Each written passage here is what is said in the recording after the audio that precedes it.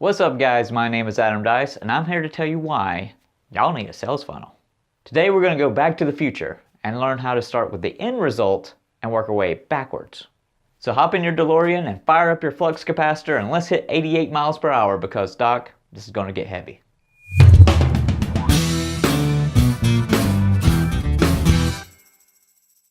So what exactly do I mean when I say we're going to start with the end result and work our way backwards? So let's start with an example. Say you want to sell toy dinosaurs.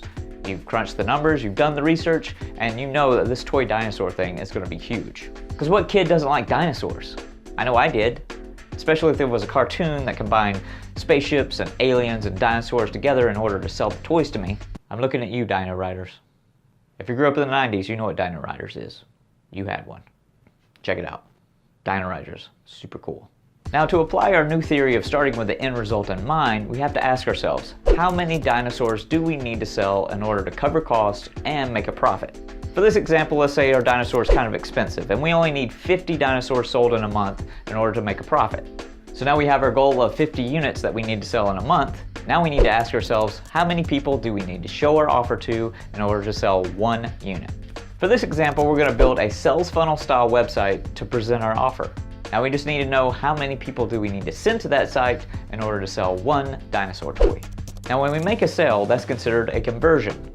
And the number of people that actually see the site versus the number of people that actually make a purchase is called a conversion rate. So let's say we need 50 people to actually visit our website before we can make one sale. That would mean we need to send 2,500 people in the month before we can make that quota of 50 sales in a month. That would give us a conversion rate of 2%. Now the average conversion rate for an e-commerce site is around 2.35%, so we're just under that rate. Now you may be thinking, well that's awesome to know, but how am I going to actually send those people into my funnel? I've already done a video on traffic, so you can watch that video after this one and understand how you can drive that traffic to your website. But for this example, we're going to talk about paid advertising. So if we're using paid advertising to send traffic to our funnel, the first thing that we need to know is how many people do we need to show that ad to in order for them to actually click on it and go to our website. Now the number of people that you show your ad to is referred to as impressions. Now the percentage of those people that actually click on your ad is referred to as your click-through rate. Now average click-through rates are around 1%. So that would mean if we need to send 2,500 people to our funnel, we would need to show our ad to 250,000 people because 1% of 250,000 is 2,500. I should have put a warning about how much math there was involved in this episode. I know, I'm sorry. But if I would have warned you, no one would have made it this far. Let's be honest. So now you know you need to show your ad to at least 250,000 people so that 2,500 of those people will actually go to your sales funnel. And then 1 out of every 50 of those people will actually purchase a toy dinosaur, giving you the 50 toy dinosaur sales you need each and every month. Whew, that was a lot. And now for the really geeky part.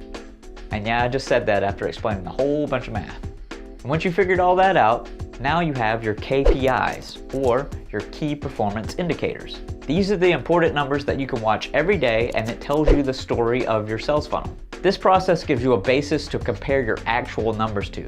When you look at your click-through rate, for example, you'll know exactly what you need that number to be versus where it actually is.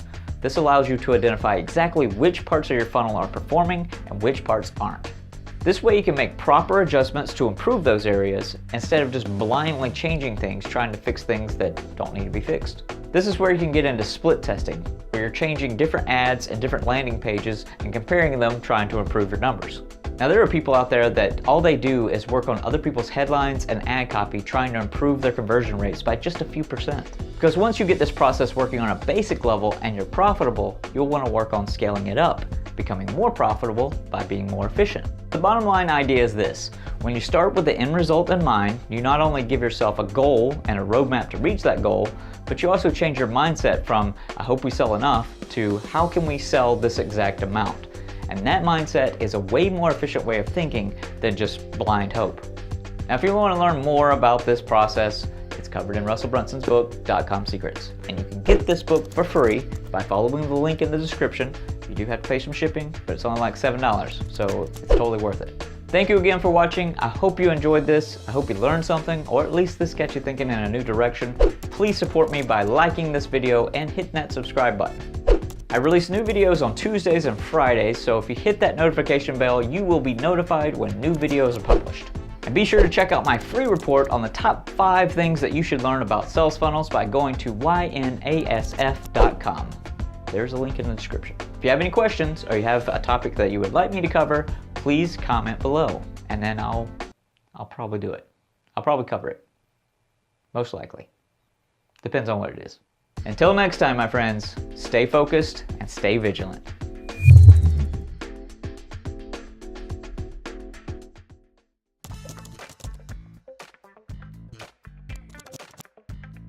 You've done the research.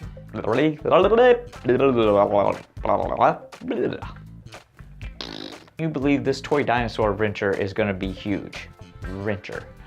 We are gathered here today. Wow. Ventures. Joint ventures. Okay. So let's start with an example. I'm eyes twitching. For this example, we're going to spit it out. Then we're going to ask how many people do we need to send to that website in order to sell one dinosaur toy. Toy. And the ratio of people that see the site versus the... So let's say we need 50 people to actually see the offer before one person buys. And I just spit all over myself in it. What the hell? What the hell? How many people do we need to show that ad to? Send show. It's sensual, okay? Send show. Cincho is up. Why don't you grab me a beer? That's redneck-ology there. I don't know why I can't get this. This is like the shortest, simplest sentence, and I can't say it right. Okay. That giving you the 50,000 whatevers. Whoa. Okay, here we go. We got it. I got it. Thank you again for watching. I hope you learned something, or at least this got you thinking in a new direction. In a nude direction. That's my new boy band. Nude Direction.